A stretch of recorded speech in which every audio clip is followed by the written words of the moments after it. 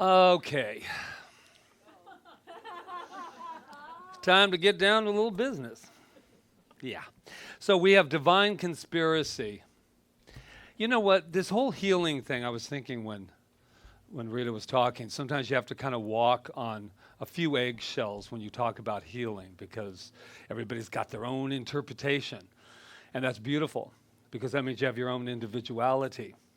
But there is a universality that I want to talk today. And healing, I don't know about any of you, but it can be incredibly messy. It gets very messy when you dare to heal, when you dare to purify. Not this stuff, not the world to fix it. I know that with Rita this week, it's like I was torn between two thought processes. Because the one part of me wants to go dun dun dun dun dun dun dun, save her. And then you can't do that. You can just support.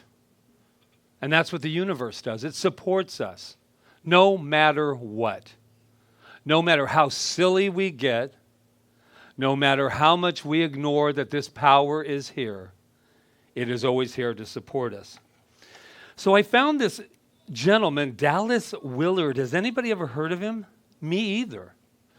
But he's a philosopher, theologian of Christian whatever, but he's just very expansive. So I was just happened to stumble upon this.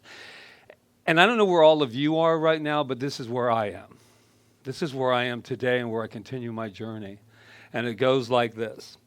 The world can no longer be left to mere diplomats, politicians, and business leaders. They have done the best they could, no doubt, but this is an age for spiritual heroes, a time for men and women to be heroic in their faith and their spiritual character and power. They've done it. We've talked about it before. All of the great leaders have done it. It is now our turn, my turn. They have done the best they could, no doubt. Even if they haven't done what we considered the best they could, they're doing the best they can with whatever they got right now. And we've all been there. And so, but this is an age for spiritual heroes. I choose to be a spiritual athlete. That's what I want to be. Because the rest of it's not working, by the way. This stuck on humanity that I'm just human, you know how I feel about that. Because that's the furthest from the truth. I'm just happen to be in this costume. Living this life through this costume. But I am spirit, 100%. And we have a divine conspiracy. And for me, why are we tapping just a little of it? Well, the universe is always conspiring in our favor, but the only question I have for all of us, but I'll stick to me so you don't feel like you're put on the spot. My question is, am I conspiring in my favor? Am I conspiring? Or are you waiting for the universe to do it for you? It's already doing it for us. It's already doing it through us. Yep.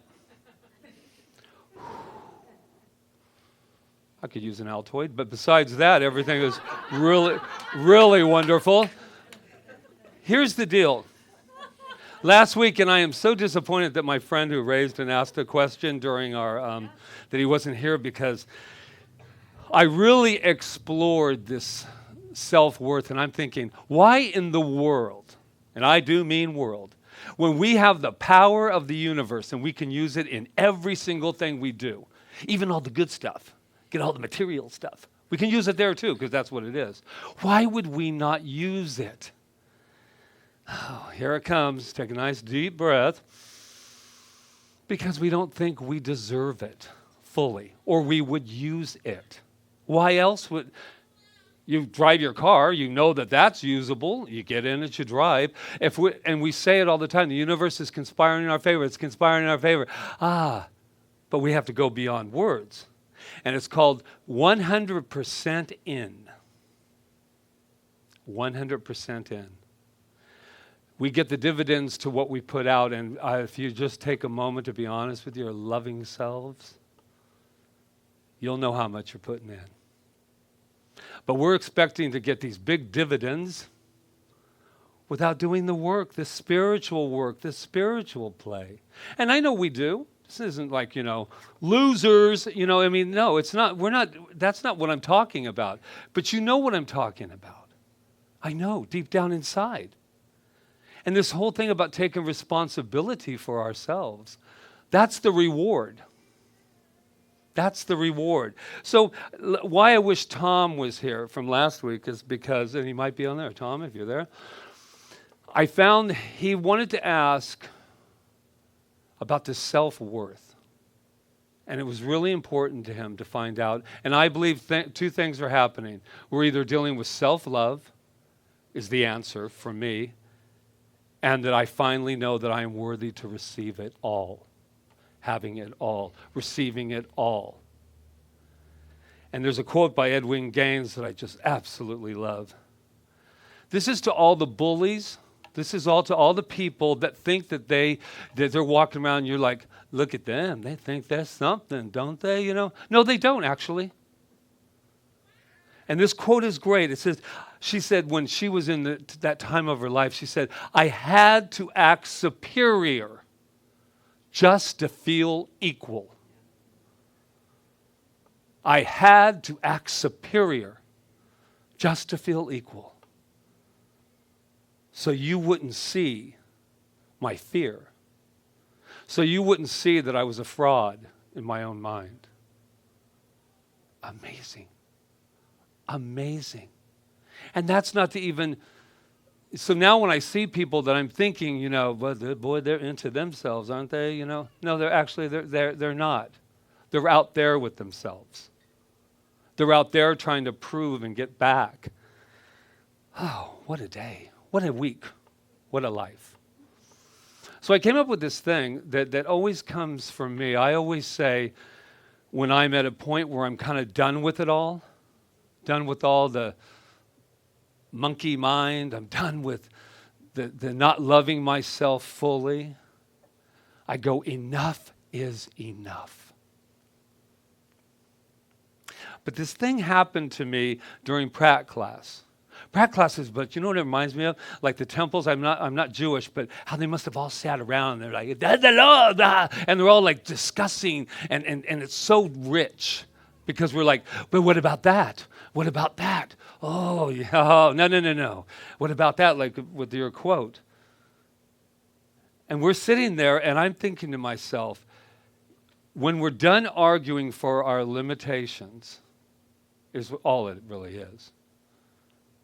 Then you go, enough is enough. And I had this like triune thing happen for me. Enough is enough. And then you go, yeah. Because you know what that's like, sitting on the fence post. You're sitting on there and you're like, I don't know. Just sidetracking for a minute. I don't know is just procrastination in a lovely form that we have. That I don't know, because as long as you don't know, you don't have to take any action. What are you going to do about that? I don't know. I'm going to think about that for a while, and I'll read about 6 more books, and I'm going to get right back to you on that. Because, a couple more workshops, I bet I'll know. You know now. I don't know. Enough is enough. I'm done. And then you say, no more of that in my life. But that's where we seem to stop sometimes. You get that? It was almost like a revelation, like a lightning thing came to me. Enough is enough. I'm done with that. Now what? I want more of this. I'm going to spend all my time with this, whatever your this is. And it poured through me like Moses on top of the mountain with the, what were they? Tablets? Anyway, that's what it was. It was that moment of revelation that said, I'm spending my time trying to decide enough is enough, and then I'm spending the rest of my time saying, no more, no more, no more, and the universe says, yes, no more, give him more, give him more, give him more. Give him more. I don't want to keep my eye off of you because I don't want to fully make that decision. I want this. I want love in my life. I want the perfect partner. I want prosperity abounding. But I better go fix this. As soon as I get that fixed, this is so new. It's so new. Because I don't spend, there's the we thing we're not supposed to say, right? Turn to what we want, what we choose to have, whatever that may be. And it was so powerful because I do it in every session. Enough is enough. And everybody's like, yeah, I want that. But then I say, so what do you want? I don't know. Well, you don't, you're done. And you don't want that. But what do you want? That's the only question we ever, I just remember listening to Oprah and she said every single guest she had, and she asked them what they wanted, stumped them. Almost every guest said, I don't know. And then what we say when we don't know is, I just want to be happy. How's that working? Because happy is, but unless you define happy and what that means and what that vibrates in your life, it's just a word that we've been using forever. Happiness is a feeling. It's a vibration. Rita was talking about this quote. I believe the ultimate goal of life is to be a complete emancipation, in this one, from all discord of every nature and freedom, and that this goal is sure to be attained by all. What that means to me, and when you were saying it too, we have got to take the shame off of health, about not being healthy, because it keeps us locked in our own self-imposed prison. The moment you think I'm not, and it's just not health, we think health, right? But it's everything. It's relationships. We're constantly healing. Well, I've been grieving and been healing all week, and it's just been telling me such great messages. You don't get out of it. You don't get out of any of that. But you can live differently in the discord and not be ashamed of it. I was going, I can't believe what a big thing I made over a cat. I mean, all the people, the non-cat people will be like, well, it's like only a cat. And I'm thinking, it's like, for God's sakes, Patrick, there's a whole COVID thing going on out there. And here's where I'm sitting there thinking, whatever. Because I feel it. And then the guilt comes up. Dun, dun, dun, dun, dun, dun, dun. You didn't cry this much over your mama. Mom, sorry. And I'm thinking, labels, judgment, my friends. It's when we take off our costumes, is that going to be a moment? Oh my God, to live in the discord and not to live in the shame of any of it. Enough is enough, all of us. Enough is enough. Yes, be happy, but first of all, define what happiness is to you. What makes you happy? What makes you get up in the morning? Yeah. And where's the first place that we go when we're in discord? Where's the first place we go? I know as a practitioner, we're usually, God bless you all, the last place that is you go to. And why is that? Well, do we go to God, not to pray to God, but do we go to the place that is the healer within us? Wow. I either have one ending story or two, but I'm picking one. For now. I want to answer this very scary question that does get asked. How do we justify looking at people and saying that they're sick in our philosophy? And you know what? I want to answer it. Because the answer is, I don't. If I was looking at all of you right now as that you're the possibility of dis-ease, then I need to retire. I need to leave this beautiful little lovely heart podium. I don't look at you that way, and this philosophy does not look at you that way. And so that's a tricky little thing in the world, but I do know one thing. My brothers and sisters do. They do, because for whatever reason. Because we get scared of each other. But I'm not scared of you. And I don't think anybody in this room is afraid of one another. Our philosophy doesn't say, go walk in front of cars, because you'll be fine. It says, look both ways, but look straight ahead. That's the healing energy that we have. Everyone in this room, no matter what is going on, whether your cheek's out to here or the infection is, it doesn't matter. Beneath it all is the healing energy of God. So my suggestion for all of us is that's where I'm going to go first. I'm a spiritual hero. And I know each one of you are too, because I know you, I see you. So we'll end with a Dallas Willard quote, shall we? We don't believe something by merely saying we believe it. First of all, it's a waste of time. You can't trick the universe. I do believe that. I do. Or even when we believe that we believe it. Have we all been to that rodeo? We believe something when we act as if it were true. That's when it is. That's when somebody says, yeah, believe in health? Got a whole box of Kleenex gone next to you. How's that? Is that health? Damn right it is. You're empty, your account's empty, your bank account's empty. Prosperity? You're damn right it is.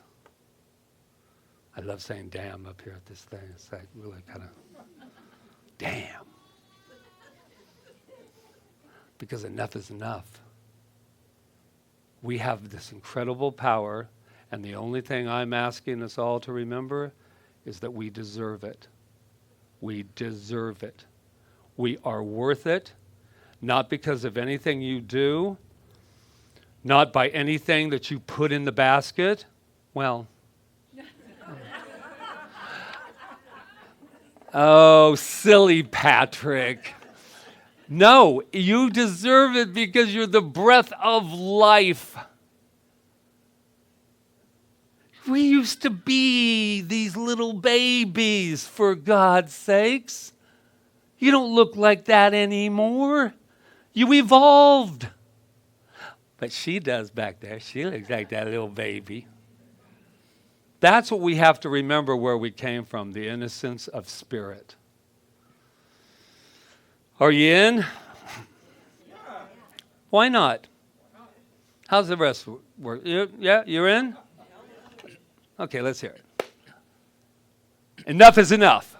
Enough is enough. No more of that. No more of that. Not you. No more. I had to make sure I go right in the middle. No more of that. Now, your job now is to figure out what your this is. And once you figure out what your this is, the whole divine conspiracy is coming in to fulfill it. Namaste.